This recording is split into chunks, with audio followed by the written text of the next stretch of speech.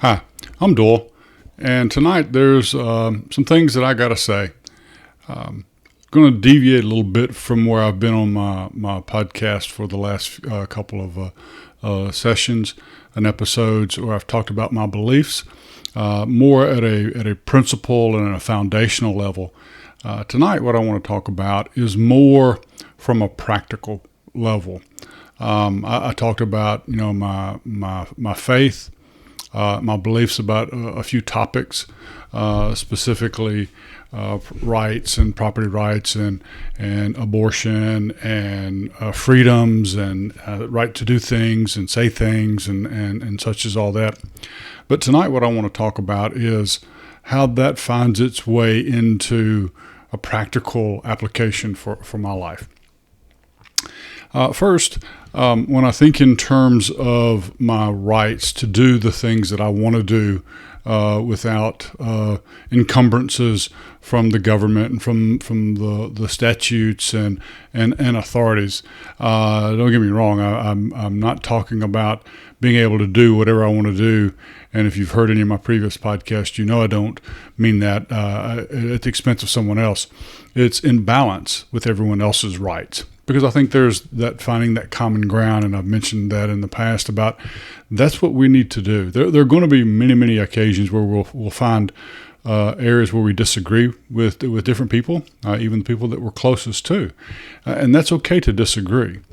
What's not okay is to remain in disagreement. We have to find ways to get to common understanding, give and take, compromise, things of that sort. So, what does that mean? I want to talk a little bit about something that's very present in the world today, and most especially in the United States and in some of the communities that are affected most significantly by the coronavirus, the COVID-19 version of the coronavirus, and that's the move by certain people and certain groups and entities to want the government to require people to wear masks. Now, don't get me wrong. I'm very much in favor of wearing masks when someone goes out in public, or if you're going to get close and interact. And I'm not opposed to wearing masks. In fact, I wear them myself when I go out into the public, and I go into the grocery store or out in interacting with other people where I'm not able to stay at certainly at a 6 to 10 foot distance away. So I'm not talking about the argument of whether or not masks are effective or not, because I think that's another a point. But it's a matter of whether the government should require people to wear masks. I think they should strongly recommend, but there is a point in time when a person has the right to exercise freedoms upon their own personal being. Now, I know a lot of the arguments that people make, and would come back to that but it's not just that. It's the fact that you're not wearing a mask, that it is then encroaching upon someone else. Well, then that gets into the other part of the point, of my point, and that is, okay, then there is a point in time where me exercising my right might interfere. And that person has the right to protect that right of theirs. And how does that manifest itself? Well, let's take one of the grocery stores, the local grocery stores that I frequent here. They've been requiring masks for the last week or so for their customers and patrons to come in. I have no problem, no opposition, and no issue with that whatsoever. They're a business. They have a right to, and the people and the employees have a right to be protected and to protect one another, and that's fine.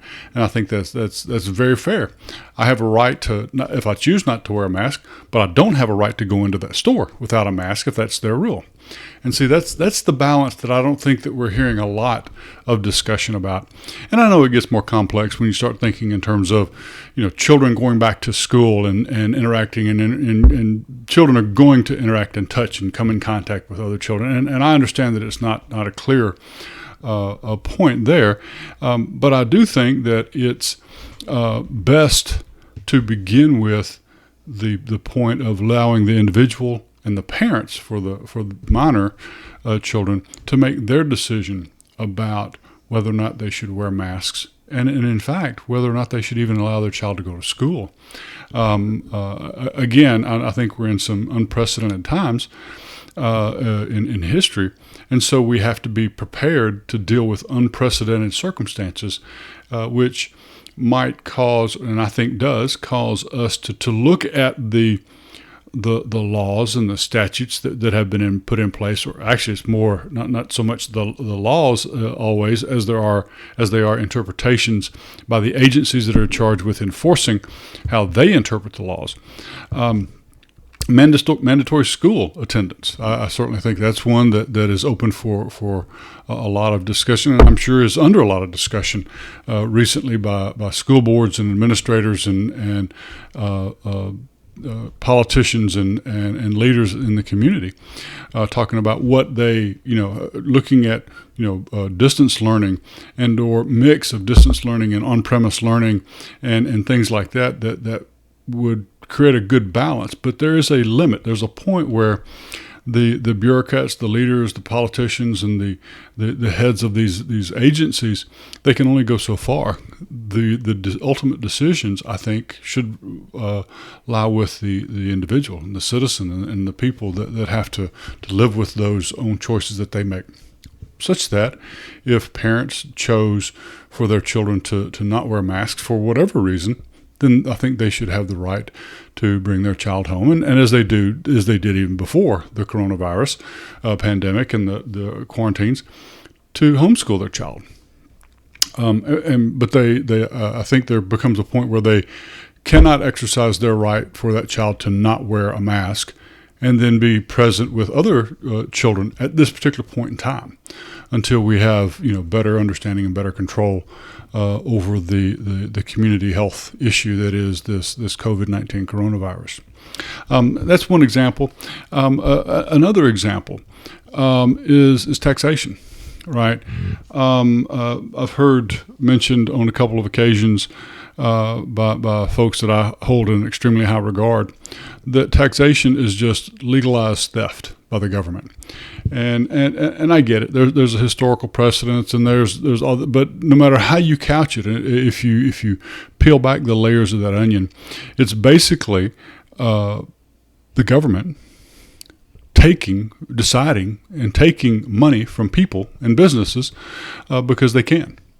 And I'm not saying I shouldn't, that I'm not willing to pay some tax, because I am a firm believer that there are those services and those needs that I am willing to part with money and funds that I've earned through my employment, my job, and my business.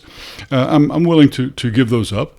I think that the problem comes when those funds are determined by people that are not held accountable directly to the misuse, the overspending, the unwise decisions, and the unwise spending of those funds that they're taking into the coffers of whether they be the local, the city, county, and state, or federal government coffers for funds.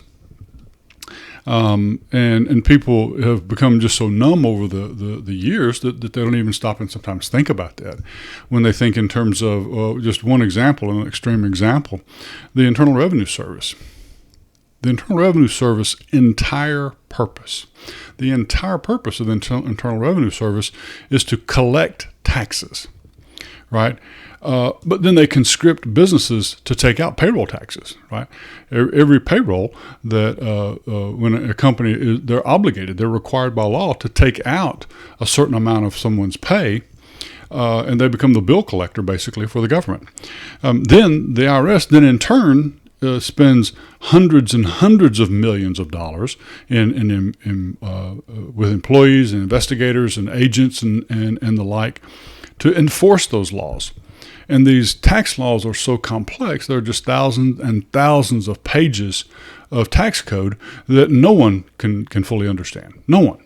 And there's an entire industry of tax accountants and tax lawyers that their entire purpose is to try to understand it, and then to allow customers and or businesses or employers to optimize or maximize their usage of those laws to their benefit. And I don't blame them at all.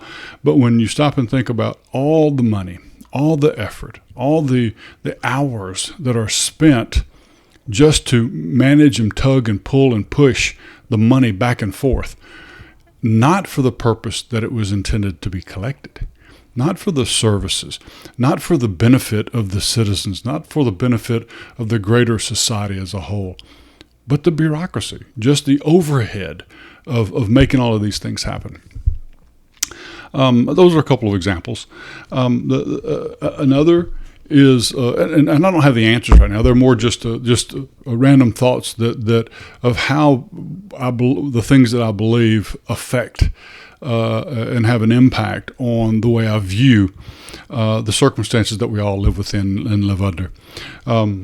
There are other areas like that as well. The whole thing about a speed limit. I mean, that's when I get that there are statistics and there's studies about how the speed, as it goes up 5 miles an hour, 10 miles an hour, the death rate, the accident rate, and the death rate goes up, in some significant out of proportion to the increase in speed. 10% increase in speed may contribute to a 15%, and I'm not quoting exact facts. I'm just giving generalized terms. It's a greater benefit to slow down, and at some point in time, then the best way is to stop altogether. That's a little silly because it stops, movement and progress. But there is a point where the price and the risks associated with a law is balanced with the outcome, the harm that is done. And there are many other examples like that. And we live in a very complex world that is unnecessarily complex, inordinately complex. And I think over the last few years, most especially, my views of life, my views of society have begun to change. As I've gotten older, certainly my values have gotten much more conservative, not from the standpoint of my way is the only way, but my way is a preferred way for me. And I think I have the right to feel and believe and to live my preferred way, much like I think anyone else has the same right. With the balance of rights, have the limit of when they butt up or interfere with someone else's rights and individual rights. And I'm not talking about entity rights, not governmental rights or anything like that, but human rights, not statutory rights. Human rights. And I mentioned what that is in one of my previous podcasts where I talked about that. That's what when I say rights, that's what I'm referring to. I'm not talking about the Bill of Rights and the Constitution, or I'm not talking about the statutes and the laws, and even the First Amendment, which is the First Amendment to the Constitution of the United States. The freedom of religion and the government will not restrict it, and freedom of speech. I'm not talking about those kinds of rights, although those are incorporated within what I believe is a basic human right. I'm not even talking about civil rights, right? Because civil rights, again, is interwoven in the society and the community that is the United States, in the statutes and in society and cultural matters. I'm talking about everything else being separated away. It's the humanity. It's the rights that as living, breathing beings that we have. Again, life, liberty, and the pursuit of happiness are the roots that from which all other rights, I believe, spring. And those are not granted by the Declaration of Independence, despite sometimes some people want to attribute them there. The Declaration of Independence spoke to those as we were endowed by our Creator with those rights, the chief of which is life, liberty, and the pursuit of happiness.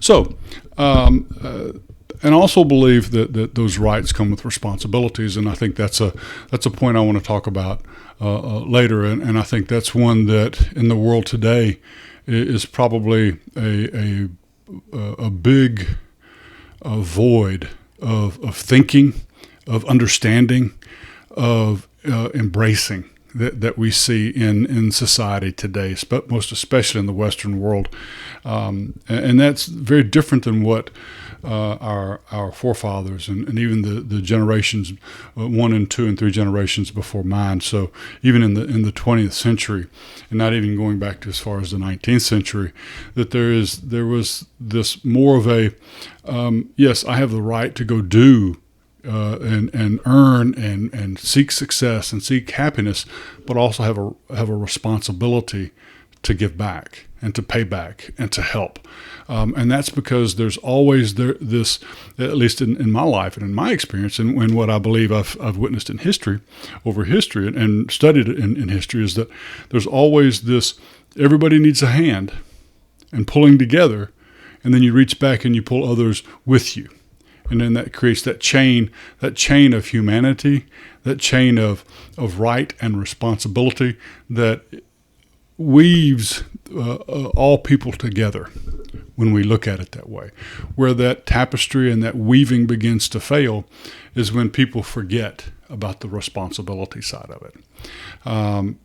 Today, I think too many times people think the responsibility is the government's job, the government's responsibility. The government should take care of that, and I think just the opposite. I think the government should not take care of those kinds of human responsibilities that each and every one of us should have. What are some of those? Helping your neighbor, loving your neighbor, being there when they need help. And when I say neighbor, I don't mean the people that live next door to you. I'm talking about someone that's not your family, someone beyond that you may not know them, but they are the people in this world that we have to live with, or that we get to live with. Maybe let's take it in a more positive perspective. Jesus gave the best example of that. And he says, love your neighbor as yourself. And he said, who is your neighbor? And he went to describe that. And so I think that Jesus' definition is applicable and sufficient for us as well. We need to look at everyone around us as our neighbor.